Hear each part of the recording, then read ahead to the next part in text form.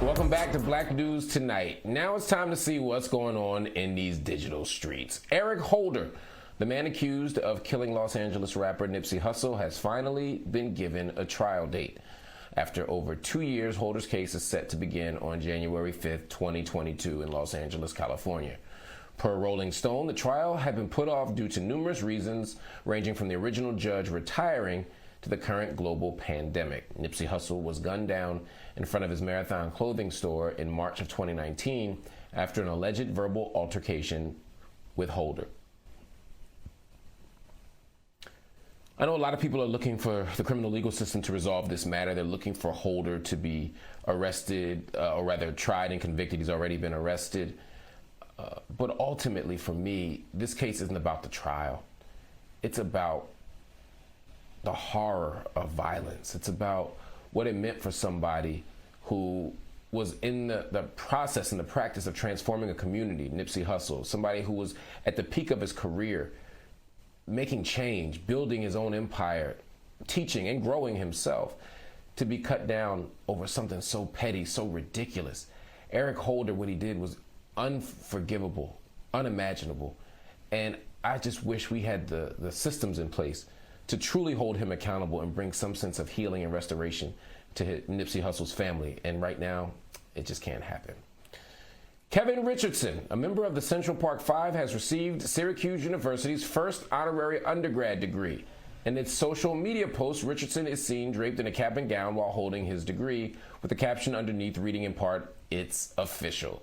Richardson was invited to the university in 2019, and a scholarship bearing his name, the Our Time Has Come Kevin Richardson Scholarship, was founded. There is not enough. There's no amount of awards, honors, proclamations, checks, scholarships that could be given to the exonerated five, the crew formerly known as the Central Park Five, for what they endured, for the pain that they had to undertake, for the mistreatment, the misrepresentation, the violence that was visited upon them, and also for the spotlight that they put on this thoroughly corrupt criminal legal system. They showed the underbelly of white supremacy and racism in America. They showed the worst of us so that we could one day get the best of us. So I'm proud of them for everything they've done since they've been exonerated and returned home, and I'm excited about this honor as well. A new unauthorized biography is giving B.B. King's estate the blues. King of the Blues, The Rise and Reign of B.B. King is the name of the project, written by Daniel DeVise. It claims that King could not have fathered his 15 children due to a childhood accident that left him sterile. King's estate not only denies these claims, but 3 of King's children have called the accusations offensive.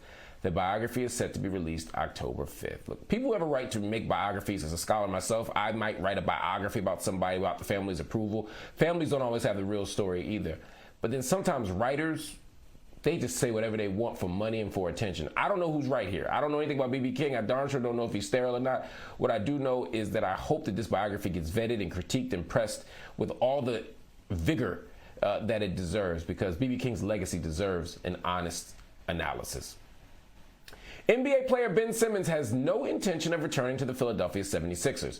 Simmons demanded a trade earlier this month, and now, sources say, Simmons plans not to attend the Sixers training camp and does not want to play for the franchise ever again. Many believe Simmons' decision is influenced by backlash he received after a poor performance during the Eastern Conference semifinals, where he refused to take an open dunk in the fourth quarter. Look, Ben Simmons is getting a lot of heat right now for sitting out or for saying he's not going to return to training camp. I think all workers have a right to resist. They all have a right to fight.